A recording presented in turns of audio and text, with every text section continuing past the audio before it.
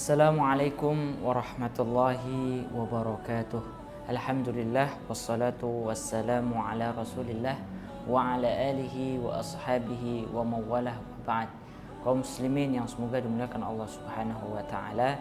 Alhamdulillah, bersyukur kita kepada Allah di mana setiap kenikmatan-kenikmatan yang kita dapatkan senantiasa lebih bisa mendekatkan diri kita kepada Allah Subhanahu wa taala, dan tentunya dengan cara kita memanfaatkan setiap nikmat-nikmat Allah untuk beribadah kepada Allah Subhanahu wa taala, bertaqarrub kepadanya.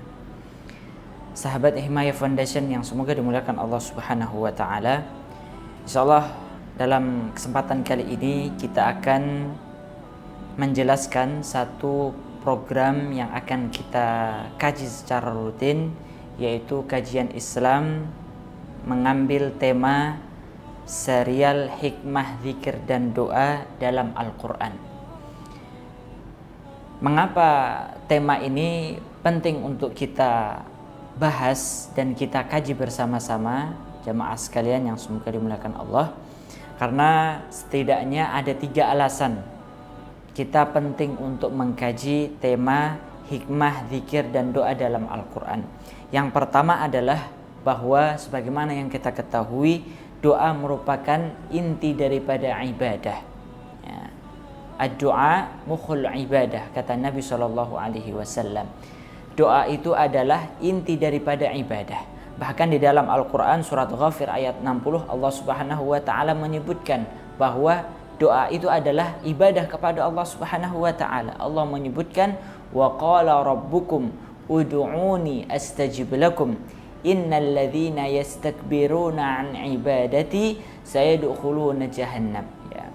Sesungguhnya, ya, kata Allah Subhanahu wa taala, ya, berkata Allah Subhanahu wa taala, Rabb kalian berkata, ya, berdoalah kepadaku, niscaya aku akan mengabulkan setiap doa-doa yang kalian panjatkan.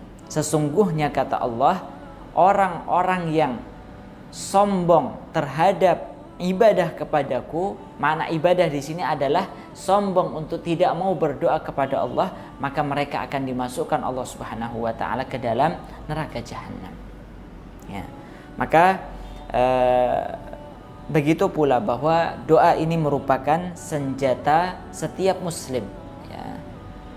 Doa merupakan senjata setiap muslim. Artinya setiap, ya, hembusan nafas seorang muslim, maka dia senantiasa butuh kepada Allah. Tidak ada setiap detik seorang hamba yang tidak butuh kepada Allah. Maka dia sungguh butuh terhadap doa-doa, permohonan-permohonan kepada Allah Subhanahu wa taala. Dengan doalah dia bisa mendapatkan manfaat-manfaat baik dalam kehidupan dunia maupun akhirat. Dengan doa juga dia bisa terhindar dari berbagai madharat-madharat baik di dunia maupun di akhirat. Maka doa menjadi silah kita, menjadi senjata kita untuk mendapatkan apa-apa yang kita inginkan dan terhindar dari segala apa-apa yang kita tidak inginkan. Adapun alasan yang kedua, jemaah sekalian yang semoga dimuliakan Allah Subhanahu wa taala, bahwa di dalam Al-Qur'an Allah Subhanahu wa taala banyak menyebutkan doa-doa yang bersumber ataupun yang diucapkan oleh para nabi-nabi dan orang-orang saleh. Dan doa-doa itu Allah Subhanahu wa taala abadikan dalam Al-Qur'an. Apa hikmah dari Allah Subhanahu wa taala menyantumkan, mengabadikan setiap doa-doa orang-orang terbaik, yaitu mereka para nabi, para rasul dan orang-orang saleh? Maka salah satu tujuannya, hikmahnya adalah agar kita semua sebagai manusia di akhir zaman ini, ya, bisa mengikuti, bisa meneladani, bisa menggunakan doa-doa terbaik yang Allah Subhanahu wa taala abadikan dalam Al-Qur'an. Karena setiap doa-doa yang Allah abadikan dalam Al-Quran, maka itu adalah doa-doa terbaik.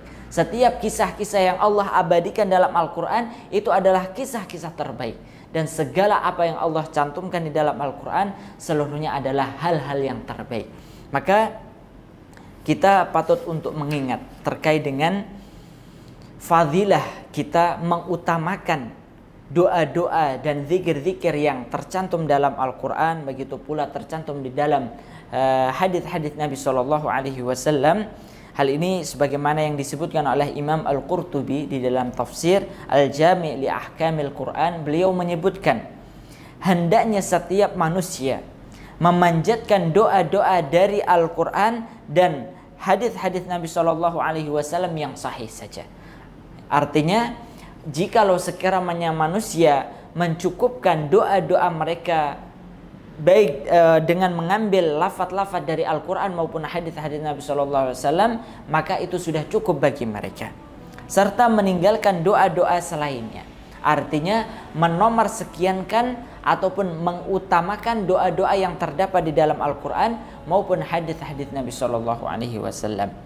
Ya, dan jangan sampai dia meninggalkan doa-doa dalam Al-Quran maupun hadis-hadis Nabi dengan beralasan saya lebih senang berdoa dengan doa pilihan saya sendiri. Karena tentunya berbeda. Doa-doa yang terdapat di dalam Al-Quran, terdapat di dalam hadis-hadis Nabi SAW dengan doa yang dibuat oleh manusia ya, pada umumnya itu tentunya berbeda kadarnya di sisi Allah Subhanahu wa taala. Ya, sebab Allah telah memilih untuk para nabi dan wali-walinya bagaimana cara mereka berdoa yang benar. Karena doa lafaz-lafaz doa para nabi, para rasul, orang-orang saleh itu telah menjadi pilihan Allah Subhanahu wa taala. Lafaz-lafaznya telah dipilih oleh Allah dan mereka telah berdoa kepada Allah Subhanahu wa taala dengan sebaik-baik doa, dengan sebaik-baik cara. Ya. Maka jemaah sekalian yang semoga dimuliakan Allah, ini adalah alasan kedua mengapa kita penting mengkaji ya, tema seputar hikmah, zikir dan doa dalam Al-Qur'an. Kemudian begitu pula jemaah sekalian yang semoga dimuliakan Allah Subhanahu wa taala, kita juga sering di dalam setiap sholat kita ingin berdoa kepada Allah ya.